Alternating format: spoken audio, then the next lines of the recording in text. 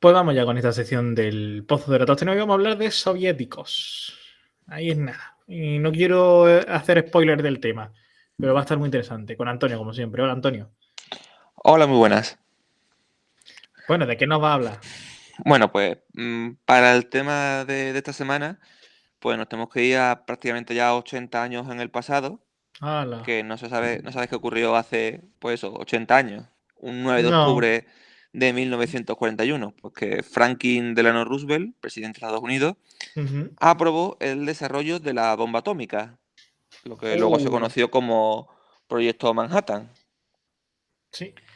Que bueno, esto es un proyecto que tiene su, digamos, su origen principal un par de años antes, cuando el mismo Einstein, a través de una carta animado por algunos científicos como Oppenheimer o de otros de Europa, también entre otros científicos Ujú. también, digamos, fueron animando a los americanos a que fueran investigando la bomba debido a que temían que los alemanes lo estuvieran haciendo ya. Y bueno, el experimento, el proyecto Manhattan, culminó el 16 de julio del 45 con la Ujú. prueba Trinity en Nuevo México, y menos de un mes después, el 6 de agosto, fue lanzada la primera bomba, el Little Boy en Hiroshima y el 9 en Ujú. Nagasaki. Como puedes ver, bueno, 20 días entre entre el primer explosión experimental y la primera bomba que se lanzó, apenas 20 días. Muy rápido todo, Que ¿no? la verdad es que digamos que fueron 4 años de experimentos de proyectos, pero una vez que consiguieron el primer proyecto de bomba, fabricaron rápidamente las dos bombas y las lanzaron. El Little Boy y el Fat En Guy, fin. digamos el pequeño y el gordo, traducido al español. Bueno, grandes nombres. Sí. Pero bueno, tú como decías aquí, lo que venimos a hablar de espías, en concreto Sí. de espías Sí, sí. atómicos. ¿Qué es un espía atómico? Bueno, Ay. pues los espías atómicos es como se llama a diversos espías Sí. que hubo tanto en Estados Unidos como en Reino Unido y en general en los países aliados, que espiaban para el otro país aliado, el que dejó de serlo después de la guerra, la Unión Soviética.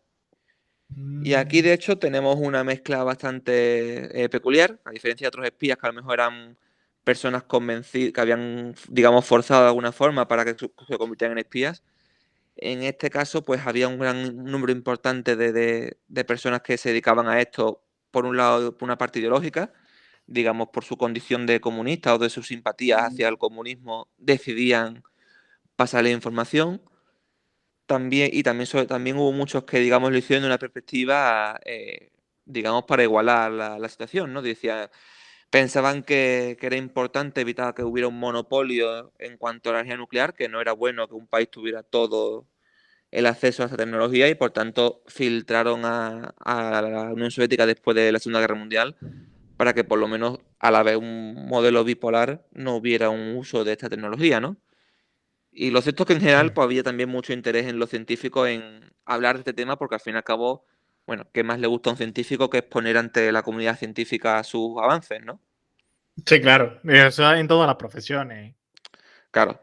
La cosa es que esta red que hubo, de la cual realmente solo se sabe una pequeña parte, fue tan eficaz que ni los soviéticos llegaron a conocerla. Sí hubo, por ejemplo, se conocen intentos de la inteligencia alemana de infiltrarse, que los servicios americanos frenaron rápidamente, pero esta red fue tan eficaz que no consiguieron evitarla. De hecho, O sea, que hicieron bien el trabajo. tan buena que los rusos supieron antes del proyecto Manhattan que el propio FBI, para que lo veas. Ostras.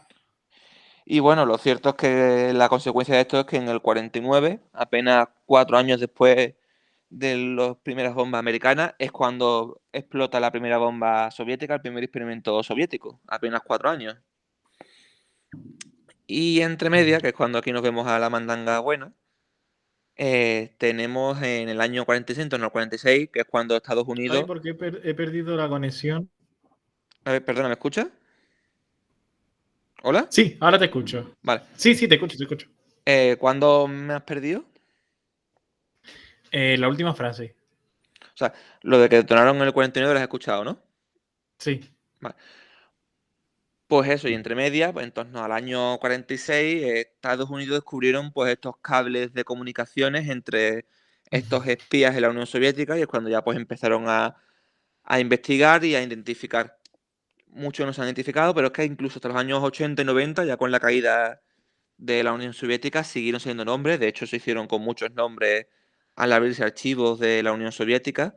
Pero es que hay casos, por ejemplo, el de Melita Norwood, que es una británica que se descubrió en el 99 de un espía soviético que digamos, lo comentó, o el caso de George Koval, que se descubrió, lo anunció, o sea, digamos, se habló en 2007 por primera vez. O sea, realmente es un Hace no caso. tanto, ¿eh? Sí, sí, y de hecho hay muchos nombres que se sabe que nunca se van a conocer. Y no Ujú. solamente afectó a Estados Unidos, también a Reino Unido. Allí es muy conocido el anillo de Cambridge o los 5 de Cambridge también conocido. Que bueno, rápidamente los nombres tenemos a Harold Phillips, que era digamos, agente del MI6, de la inteligencia británica, un alto cargo. A Anthony Blunt, que era de la contrainteligencia y también años antes ya está trabajando en el patrimonio de la corona. También a Donald MacLean y Guy Barges, que eran diplomáticos y británicos, y además un caso muy interesante porque debido a su afición a lo que viene siendo el bebercio, pues la verdad es que algunos historiadores se llevan las manos a la cabeza pensando de cómo estas personas pudieron llevar una carrera exitosa en espionaje con lo que eran digamos, soltar secretos en mitad de un bar a las tantas de la noche, ¿no?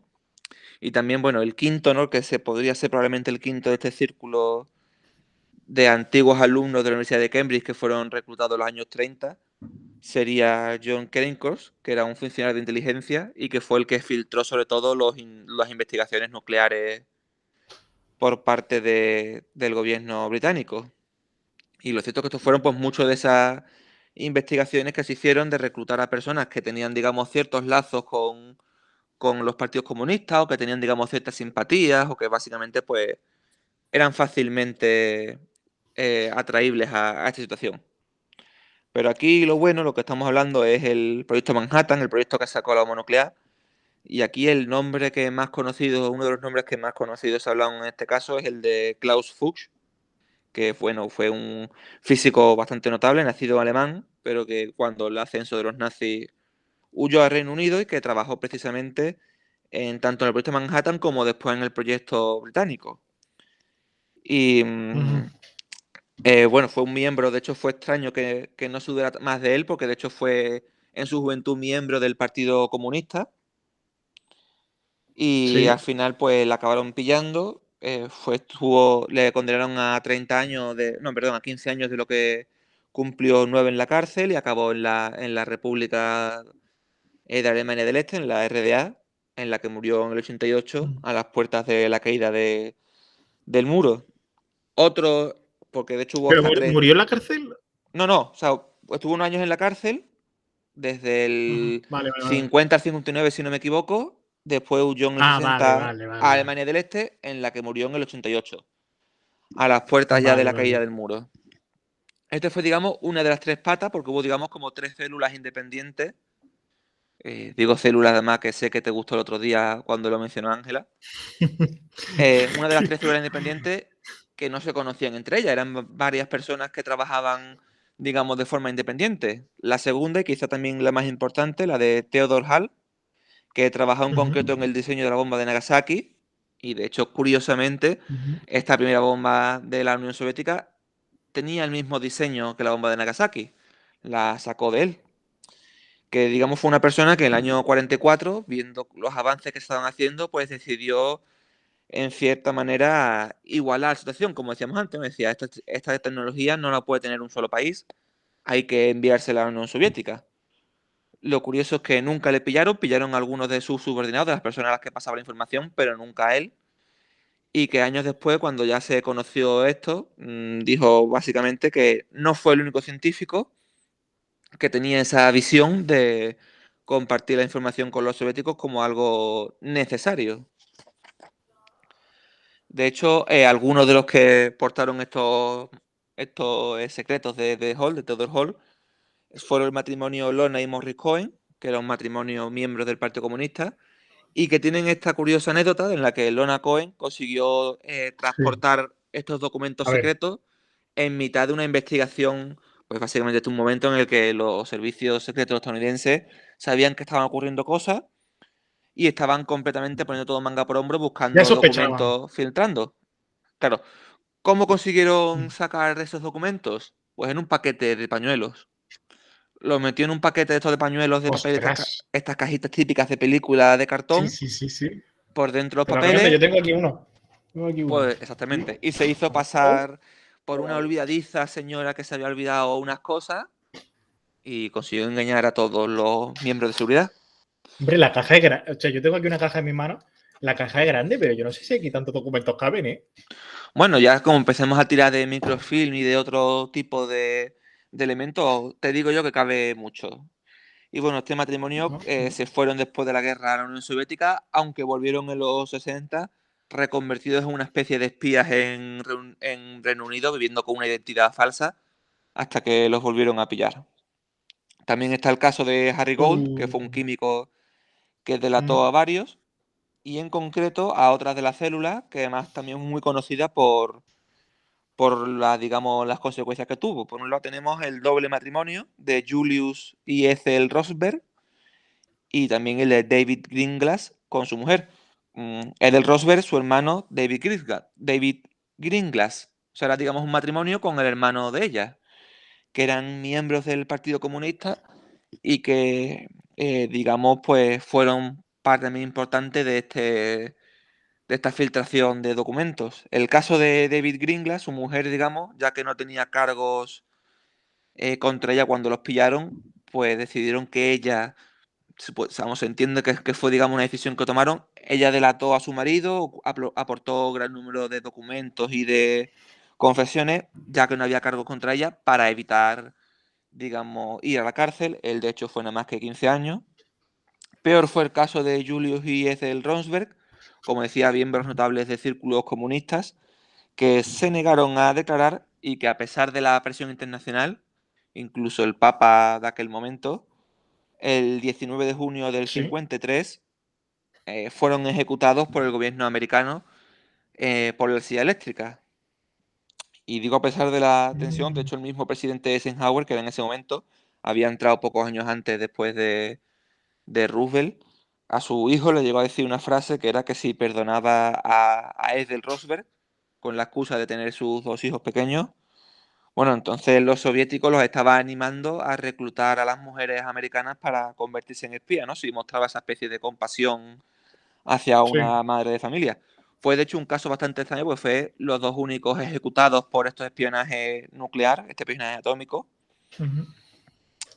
Y lo cierto es que estos son algunos de los pocos casos que se conocen, se estima que hubieron muchos más, aunque de hecho Estados Unidos supuestamente tiene una lista que consiguió después de la queda de la Unión Soviética, de la liberación de documentos de inteligencia, en la que había de todos. De hecho, se acusó a muchísimos, ya con esto para terminar, a muchísimos Venga. científicos de gran nivel, porque fueron investigados por tanto simpatías como por enemistades con el comunismo, que esto fue, digamos, un Sí, preludio de lo que, no sé si conoces, la caza de brujas de McCarthy, sí, sí, sí, sí, sí, sí, que sí. afectó, pues, sobre todo a personas de la cultura como Charles Chaplin, que no ¿La pudo verdad? trabajar más en Hollywood, Dalton Trumbo, Orson Welles, Arthur Miller, o ya en lo que nos pilla a nosotros, a Luis Buñuel. Personas que fueron vetadas de la cultura debido a su condición de comunista o de su, digamos, simpatías hacia el comunismo. No hacía ni siquiera falta serlo de palabras.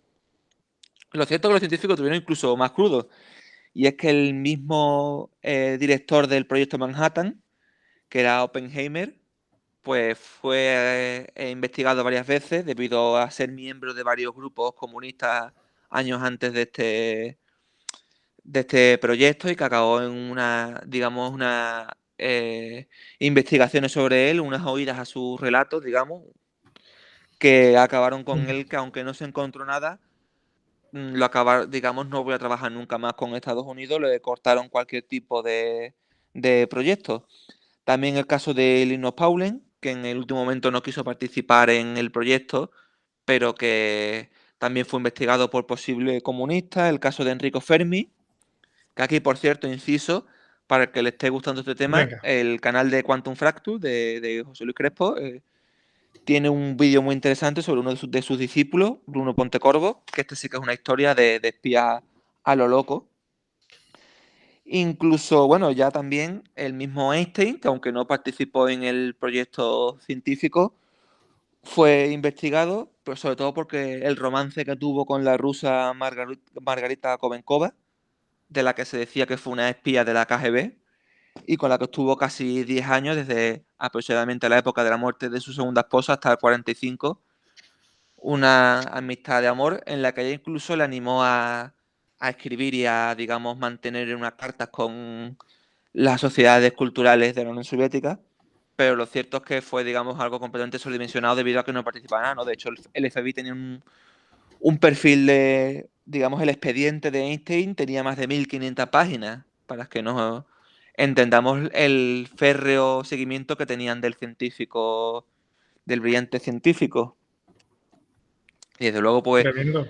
fue uno de estos casos de científico, ya fuera por ciertas simpatías hacia el socialismo o, en el caso de Oppenheimer, membresía en partidos comunistas, un acoso terrible, curiosamente, a quienes aparentemente no eran los que filtraban documentos, como podemos ver. El perfecto, si algo tuvieron los soviéticos en la época de la Guerra Mundial, fue un servicio de inteligencia y contrainteligencia maravilloso, tanto en la Operación Ay, Barbarroja con los nazis perdón como con aquí. eso. Ay.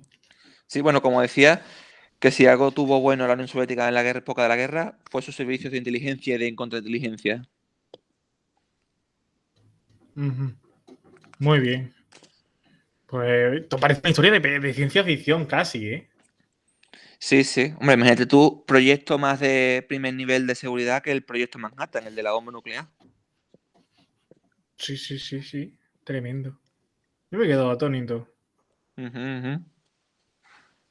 Pues bueno, Antonio, bueno, ya finiquitamos por aquí el tema, dejamos ya in- a la mente y a las posibilidades de nuestros oyentes que sigan buceando un poquito en el tema, si es Sí, que le sí. hemos dejado ahí con la incógnita Hombre, de que información sabemos. hay, e historia ya digo, que aquí he dejado solamente una selección para no pasarnos mucho de tiempo, pero que ahí Ujú. hay, digamos, muchísimas historias muy interesantes,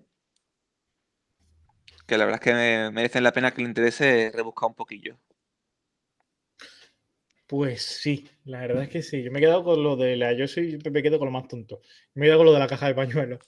Sí, o sea, desde Pero luego que sí, es una forma de demostrar la forma en la que eh, trabajaban los espías, ¿no? Que cualquier cosa, cualquier detalle, o sea, imaginémonos en ese momento, pues claro, de esa manera era como conseguían escaquearse con situaciones así.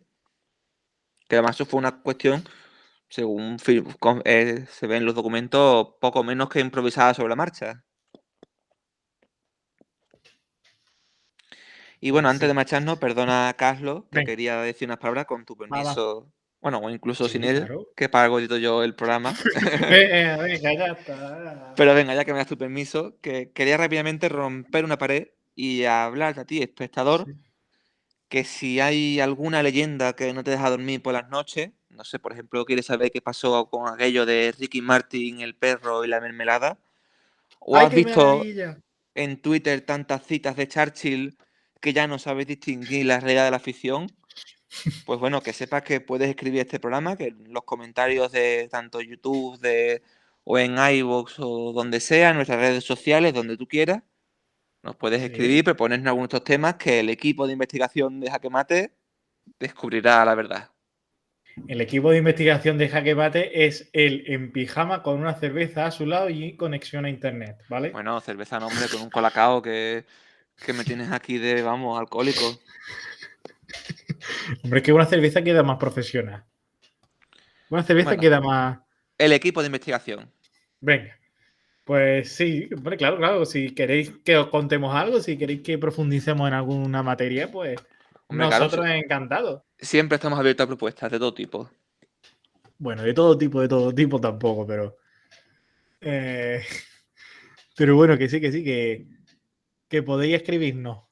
Y ahora que se ha jodido el tiempo, porque se ha fastidiado el tiempo este domingo, y hoy lunes, pues tampoco ha mejorado mucho.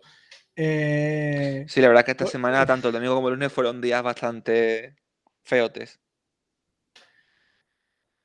ahora está mejorando un poco, pero ahora que una basura y os tenéis que quedar en casa porque ahora ya llega el otoño, pues decir, oye, que quiero que habléis de esto y te pones el podcast y nos pasa un ratico con nosotros. Pues claro, Así que, Antonio, el jueves que viene más. exactamente. Jueves que viene más. Será en Jaque Mate, como siempre, y nosotros seguimos con más secciones.